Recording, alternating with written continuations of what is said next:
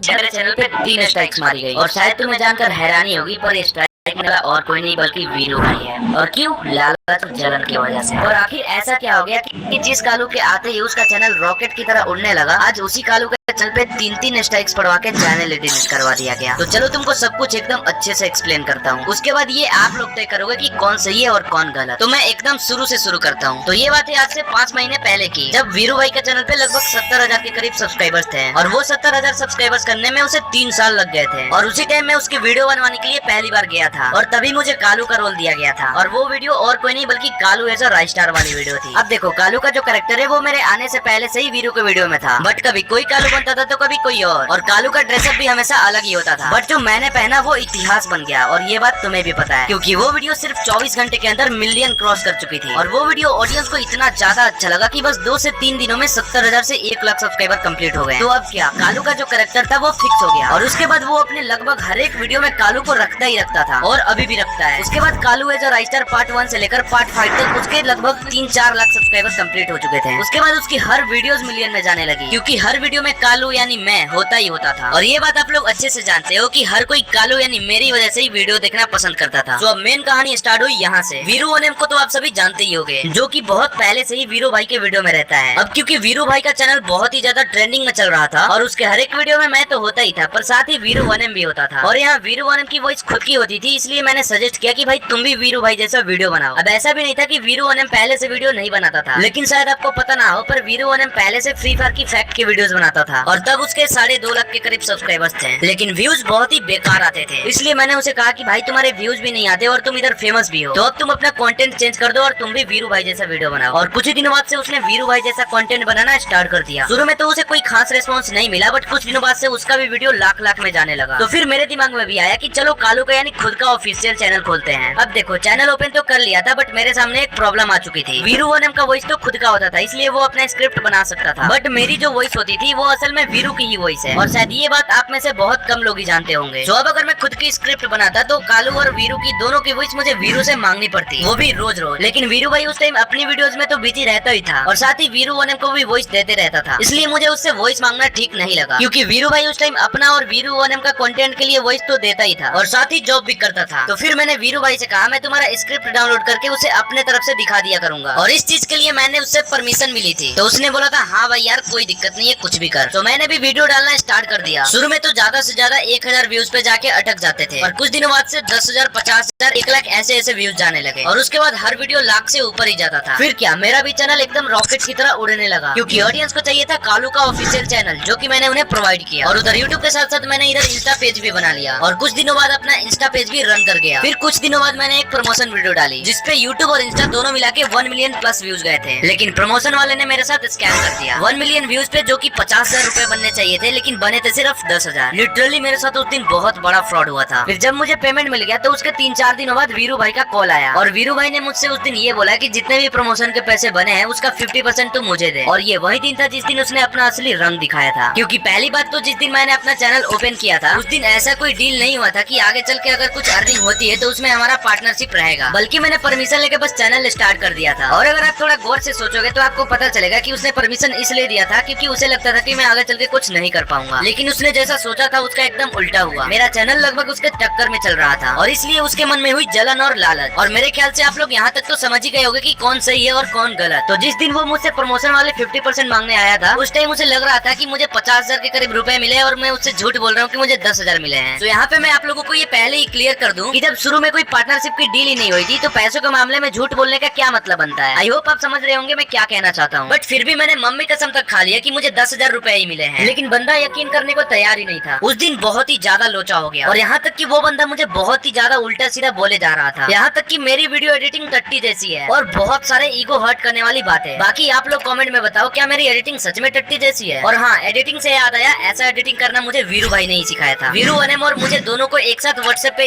Screen share करके। But जो editing करने में 2 से 3 घंटे लग जाते हैं, वो एडिटिंग में बस 10 मिनट में सीख गया, क्योंकि मैंने उससे बस कुछ मेन पॉइंट्स पूछे और मुझे समझ में आ गया। अब ऐसा इसलिए क्योंकि मैं पहले से ही एक एडिटर एंड क्रिएटर हूँ, और उसके बाद वीरू भाई ने मुझे वीडियो एडिटिंग के लिए सारे एलिमेंट्स भी दिए। बट यहाँ पे मैं आपको एक एग्जांपल देना चाहूंगा। मान लो मैंने आपको 1 घंटा टाइम देके कुछ एडिटिंग सिखा दिया और साथ ही वीडियो एडिटिंग के एलिमेंट्स भी दे दिए, और फिर आप उसके बाद अपने से मेहनत करके बहुत आगे तक बढ़ गए। तो इसका मतलब क्या, अगर आप कुछ अर्निंग करते हो तो क्या मैं उसमें पार्टनरशिप मांगने आऊंगा या फिर डायरेक्ट आपके चैनल और इंस्टा का एक्सेस मांगूंगा? बिल्कुल नहीं। लेकिन वीरू भाई ने एग्जैक्ट ऐसा ही किया। जिस दिन वो मुझसे 50% मांगने आया था, उस दिन बहुत लोचा हुआ, लेकिन लास्ट में हमारे ग्रुप के सभी बंदे लाइक वीरू वनम, ईगल भाई, छोटे और मैंने ये फैसला लिया कि चलो भले ही शुरू में डील नहीं होता, बट फिर भी 50-50 देने के लिए मैं रेडी हूँ। उस दिन ये सब खत्म हुआ। फिर अगले दिन वीरू ने फिर से कॉल किया। उस दिन वीरू भाई मुझसे ये बोल रहा था कि भाई मुझे तुझ पे भरोसा नहीं है, तू मुझे अपना यूट्यूब और अपना इंस्टा दोनों ही लॉग इन करा। अब गाइस यहाँ पे मुझे आप लोग एक बात बताओ, जब सामने वाले बंदे को मेरे पे ट्रस्ट नहीं है तो मैं उस पे ट्रस्ट कैसे कर लूं? क्योंकि ये बात आप भी जानते हो, अगर मैं उसको अपना इंस्टा और चैनल दे देता तो वो 100% कंफर्म हैक कर लेता। अब वो ठहरा हरियाणा का और मैं ठहरा बिहार से, तो हैक होने के बाद मैं उसका क्या ही बिगाड़ लूंगा। इसलिए मैंने लॉग इन नहीं दिया और ये बात उसे खटक गई। अब मुझे ये समझ नहीं आ रही थी कि इसमें खटकने वाली बात क्या है। बस 2 चीजें समझ आ रही थी, वो है लालच और जलन। आपको इसके अलावा कुछ समझ में आ रहा है तो कमेंट में बताना जरूर। बाकी अगले दिन से ही उसने अपने वीडियो में मेरे कैरेक्टर को गिराना चालू कर दिया। आपने वो वीरू भाई वर्सेस कालू भाई वाली वीडियो देखी होगी, जिसमें उसने मेरे को बहुत ही गंदे तरीके से रोस्ट किया है। जिसने नहीं देखी वो दोबारा उसके चैनल में जाके देख सकता है। बाकी जिसने देखी है उसके मन में बस यही चीजें चल रही होंगी कि कालू तो बहुत बड़ा रोस्टर था, आज ये फीका कैसे पड़ गया। तो हाँ भाई, यही रीजन था मुझे गिराने के लिए। उसके बाद लगातार हर वीडियोस में मेरे से वर्सेस कराता गया सबसे, और हद तो तब पार हो गई जब उसने श्रेया से भी वर्सेस कराया, जो कि उसी के एक पुराने वीडियो में मेरे ग्रुप में आते ही श्रेया ग्रुप छोड़ के भाग जाती है। मतलब नीच हरकतों की भी हद होती है भाई। अब यहाँ पे आप लोग मुझे ये बताओ, मैं उसे अपने अर्निंग के पैसे किस बात पे शेयर करूँ? जिस दिन 50% को लेकर लोचा हुआ था, उस दिन से ना ही वो मेरा कभी वीडियो बनवाने आया है और ना ही कभी उसने वॉइस दिया है, और इधर वो अपने वीडियो में मेरा क्रेज एकदम खत्म किए जा रहा है। तो अब आप बताओ मैं उसे अब किस बात पे पैसे देता? हाँ मैं मानता हूँ कालू कैरेक्टर को उसी ने फेमस किया है, उसके स्क्रिप्ट के वजह से ही मेरा ऑरा बना है, लेकिन जिस कालू की वजह से आज उसका चैनल कहाँ से कहाँ पहुँच गया, जिस कालू की वजह से ऑडियंस उसकी वीडियोस देखती थी, उसी कालू को आज वो अपने चैनल पे गिराया जा रहा है। क्यों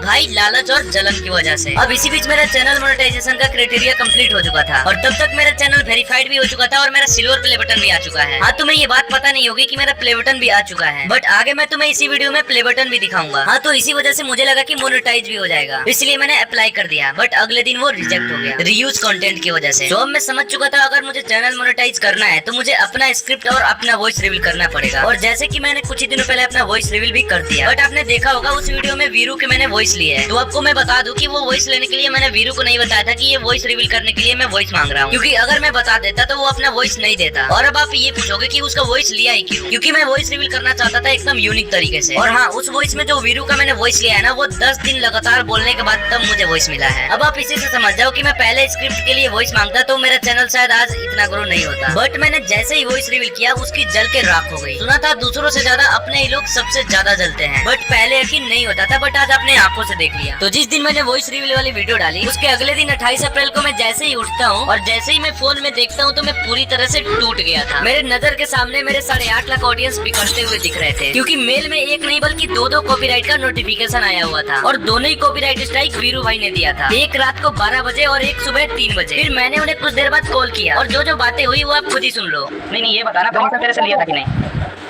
किस चीज का परमिशन? स्क्रिप्ट पे तेरे वीडियो बनाओ। हाँ तो लिया पता थी इसलिए मैंने तुमसे बताया नहीं, क्योंकि तुम वॉइस देते ही नहीं भाई, और बता देता तो चल नहीं बता, मैंने टाइम मार दिया। तो हमारे टाइम का भाई तारे की तरह चलते